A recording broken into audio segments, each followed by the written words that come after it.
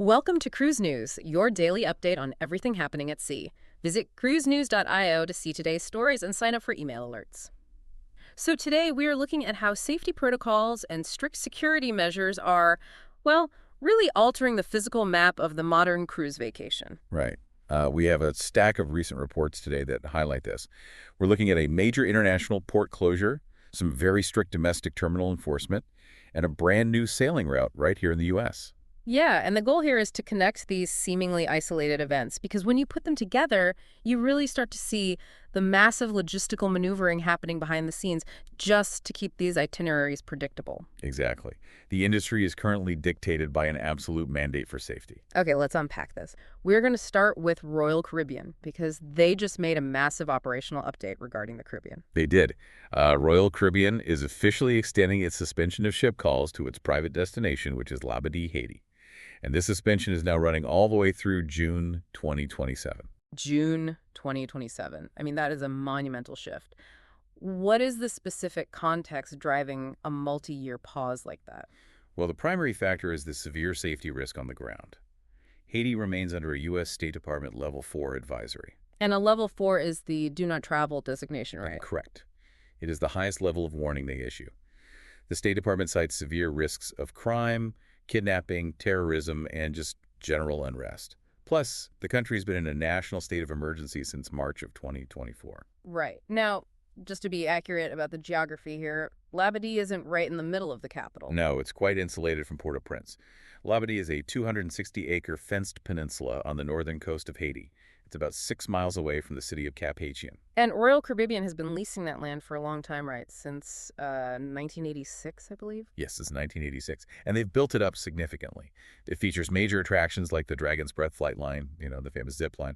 But despite that fencing and private security, the broader national instability is just too volatile. So the risk management teams simply cannot guarantee that safety bubble anymore. Exactly. The corporate mandate for passenger safety supersedes the private infrastructure.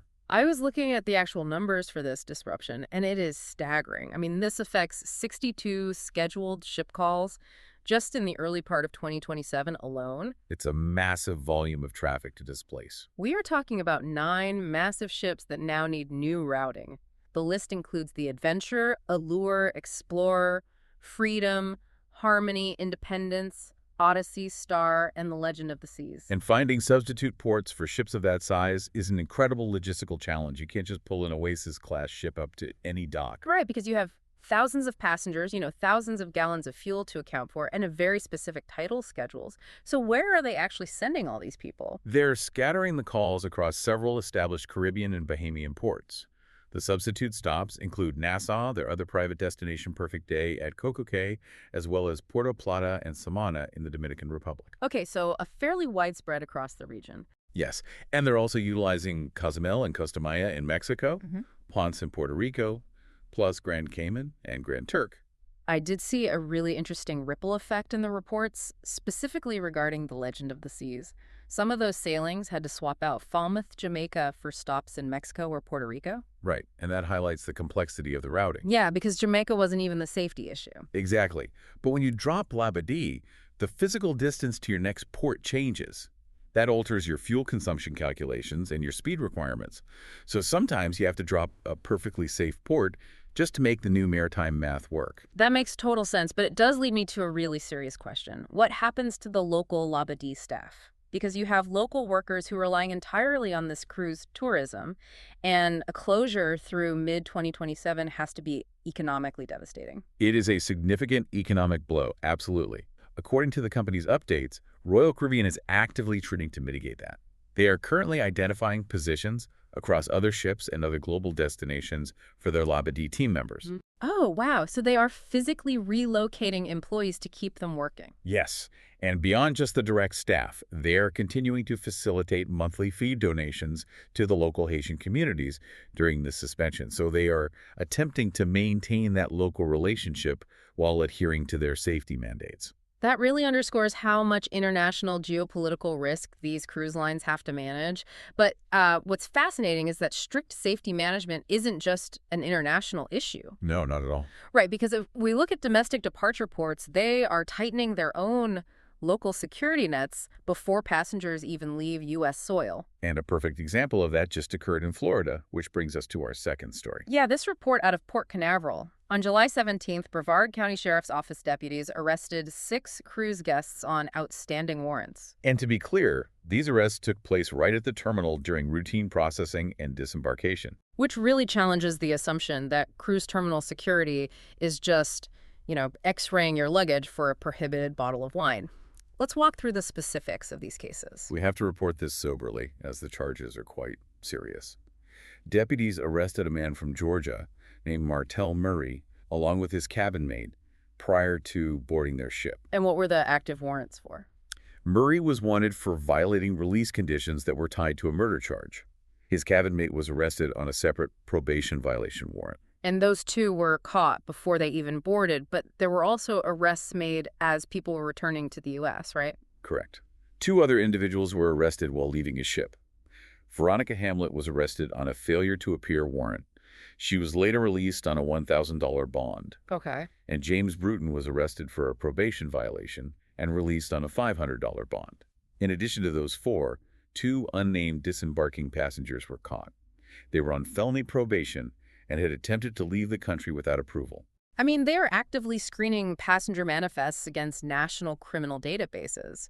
It essentially functions as a strict border checkpoint right at the check-in desk. It does. It relies on real-time data integration with law enforcement systems. Mm-hmm. But what is truly notable from an operational standpoint is how seamlessly this was handled. Right, because you would think local deputies pulling people out of line for felony warrants would cause massive delays. You would.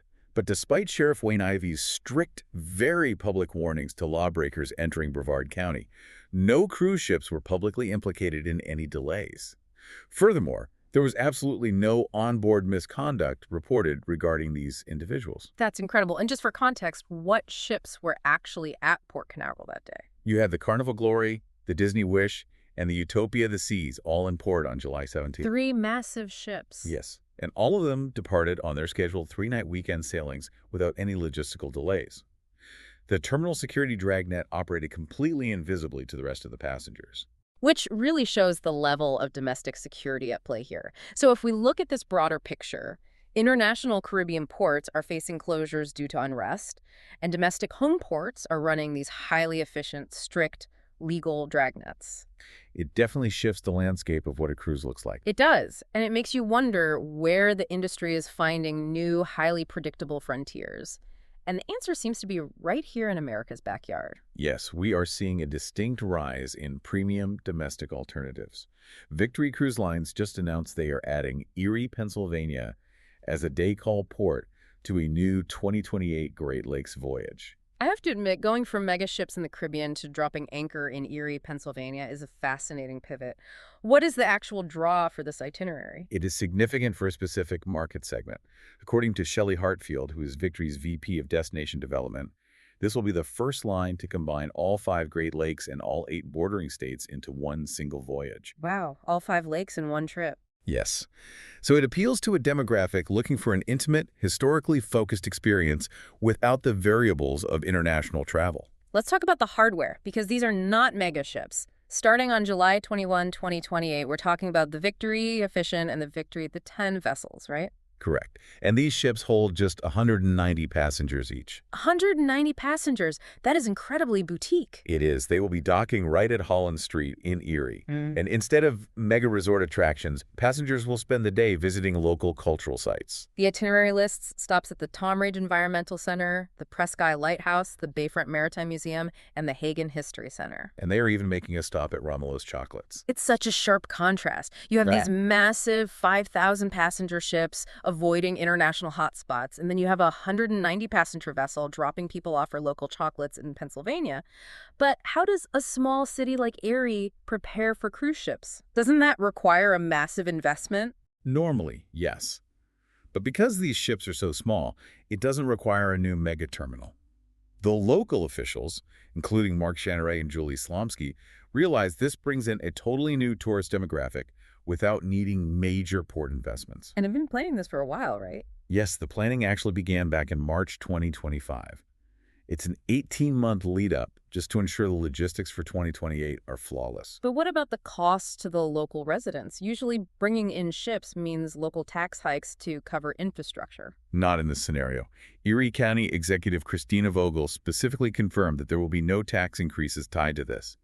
Victory Cruise Lines pays the docking fees directly, which covers the costs. That is fantastic for the local economy. Do we know what kind of premium passengers are paying for this Great Lakes trip? While the exact pricing for this specific 2028 voyage isn't out yet, however, Victory's other products range anywhere from $5,000 to $15,000. $15,000. Okay, so this is a highly premium market. People are willing to pay top dollar for that peace of mind and predictability. Exactly. They are paying for a secure, highly curated domestic experience.